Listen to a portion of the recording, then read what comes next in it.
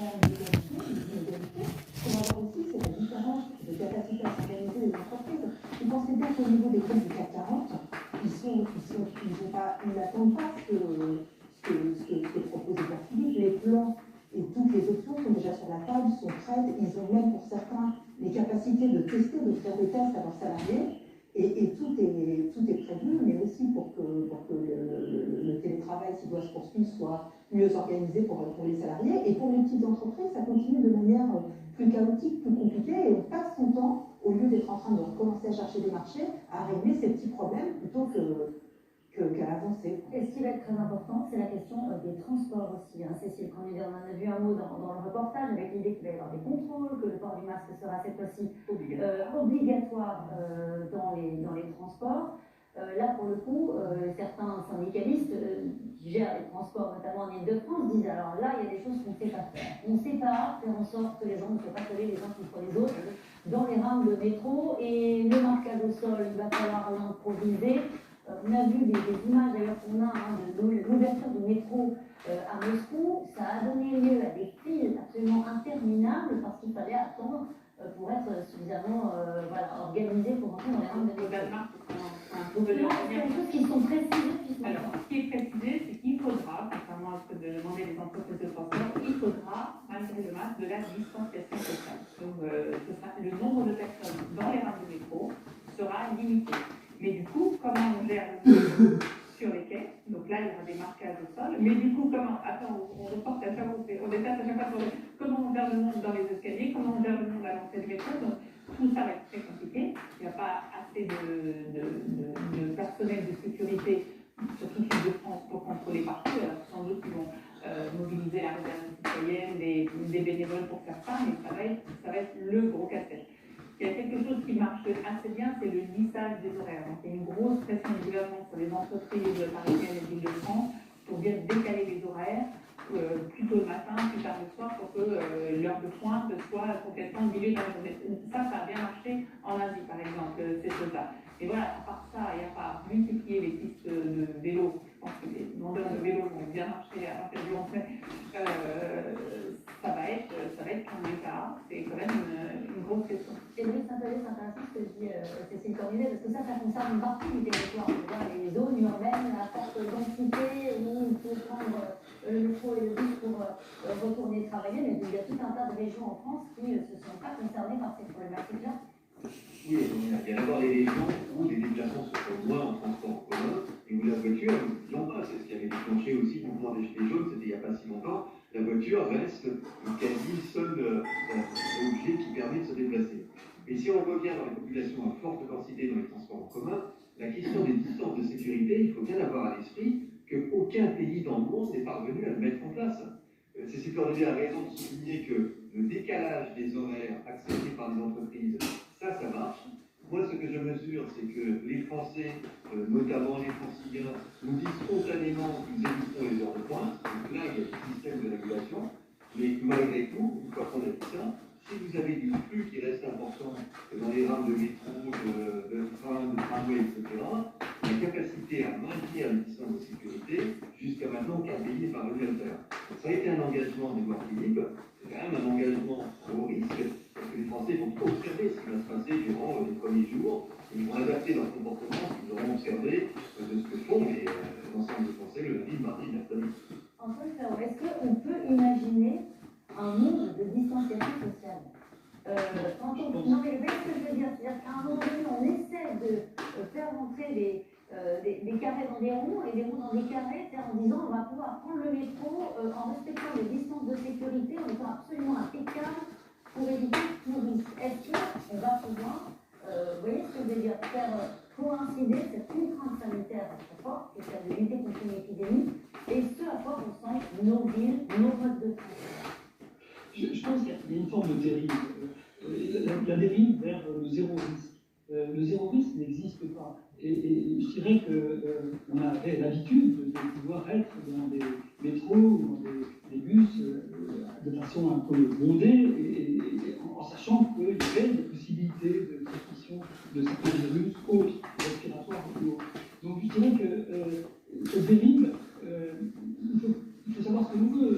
Si on veut un déconfinement, aujourd'hui, je pense que le zéro risque ne suffira pas. Il faut juste voir que ce déconfinement, il est justement décidé en pleine période de décrue. Peut-être qu'il faudra reconsidérer les choses si jamais le virus recircule beaucoup dans la communauté, mais si le virus ne circule pas beaucoup dans la communauté, le transport pendant quelques dizaines de minutes, parce que finalement, les transports dont vous parlez ne sont pas des transports de longue distance. Je pense que dans les longues distances, les longs courriers, peut-être les trains qui durent plus, vous avez un voyage qui va durer plusieurs heures, d'avoir quelqu'un à côté de vous, très près de vous, qui est en situation d'être porteur du virus, peut vous contaminer, parce que vous allez rester, il va parler, il va tousser, il va peut-être éternuer, vous risquez peut-être en effet. Mais dans un transport qui va durer quelques dizaines de minutes, le fait d'être sans la distance sociale nécessite ce port du masque. Et en fait, je pense que surtout la chose que l'on ne dit pas suffisamment, c'est que si le masque est mal vu, alors là, on se met dans une situation assez dangereuse. Vous savez, on voit beaucoup de gens, j'ai pris un masque, là, on voit beaucoup de gens qui mettent leur masque d'une façon un peu en bavette. Ils mettent tout le nez, par exemple, ou genre comme ça. C'est-à-dire que si ce masque, il s'est déposé dessus des gouttelettes de postillons, de gens qui ont toussé, qui ont éternué sur ce masque avec du virus, du coronavirus, si vous le mettez juste sous les voies respiratoires, c'est une forme quasiment d'infection expérimentale. Vous mettez tous ces virus devant les voies respiratoires avec une sorte de transmission, avec une probabilité de 100% d'être contaminé. Donc je pense que c'est ça qui est dangereux. C'est pas tellement. Il ne vaut mieux pas porter de masque du tout que porter mal un masque. Et je trouve qu'on voit beaucoup de gens dans la rue qui ne savent pas bien porter le masque. Le personnel de santé, on a tous été habitués, nous, on a eu une éducation pour cela. Nous, on a eu une éducation pour porter le masque véritablement en protégeant à la fois le nez et la bouche. Si on ne recouvre pas le nez et la bouche, le masque va devenir quelque chose de contre-productif. Donc je pense que le masque est un excellent moyen de protection. Il va réduire fortement la probabilité de transmission quand on ne peut pas assurer la distance sociale, et on ne pourra pas l'assurer dans les petites écoles non plus, on ne pourra pas l'assurer dans les transports en commun des villes, des grandes agglomérations. On peut peut-être l'assurer lorsqu'il y a des transports longue distance, et puis encore une fois, on est dans une période de déconfinement, on sait qu'il y a on n'est pas dans le risque zéro, on sait qu'il y a une petite probabilité de transmission, on veut essayer de minimiser. On est plus dans des stratégies de réduction de risque que dans des stratégies d'éradication. En tout cas, sur la question des masques, on a appris ce matin dans la tête de l'évidence que les enseignants porteront un masque lorsqu'ils feront cours. On l'a dit, il y aura des contrôles dans les transports qui rendent obligatoire le port des masques. Le Premier ministre avait dit hier un commerçant doit refuser l'accès à un client qui lui impose son service. Oh, c'est ça. Il aurait été plus simple de dire masque obligatoire pour tout le monde. Après, je pense que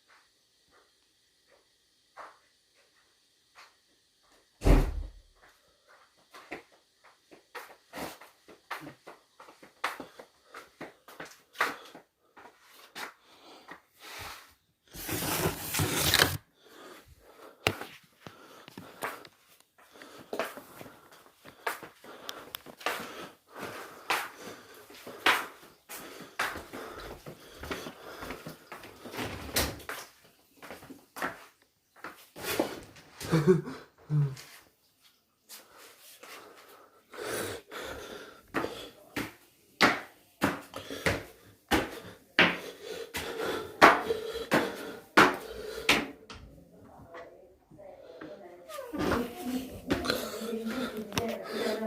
formulaire, c'est-à-dire de dire qu'il y a les chanceux qui sont en zone verte et puis ceux qui seront davantage restreints en zone rouge. Est-ce que ça peut casser l'acceptabilité de ce plan-là? On ne soit pas tous sur un unique d'égalité avec le plan français. C'est très français, il faut quand même rappeler que c'est déjà massivement le cas, parce que vous avez les 2 tiers des Français qui habitent dans une maison, et vous avez une petite minorité, qui est vraiment de l'ordre d'une dizaine de pourcents de Français, qui habitent soit dans un appartement, ou en tous les cas dans un appartement qui n'a ni balcon, ni jardin, ni cour. Donc véritablement les 2 extrêmes. L'égalité face au coronavirus, c'est une fiction dans les conditions de vie actuelles des Français. Alors il est vrai qu'un déconfinement modulé, progressif par département, rajoute à cette modularité d'une certaine façon des inégalités. Mais comme je crois que ce à quoi les Français sont très attachés aujourd'hui, c'est une